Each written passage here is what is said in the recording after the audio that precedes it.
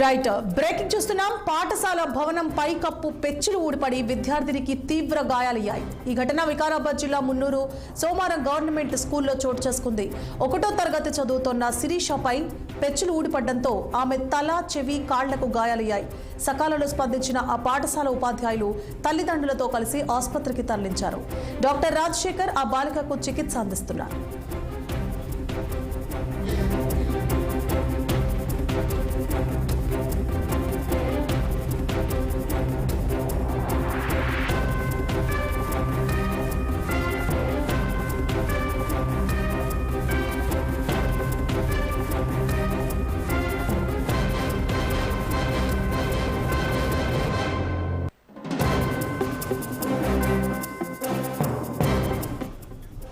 Right పాఠశాల భవనం పైకప్పు పెచ్చులు ఊడిపడి విద్యార్థినికి తీవ్ర గాయాలయ్యాయి.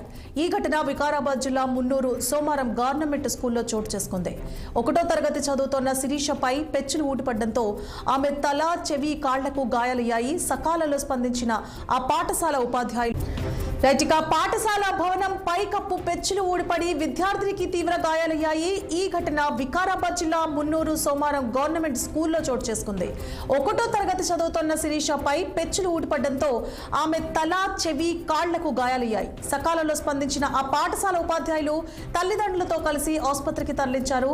డాక్టర్ రాజశేఖర్ ఆ బాలికకు చికిత్స అందిస్తున్నారు.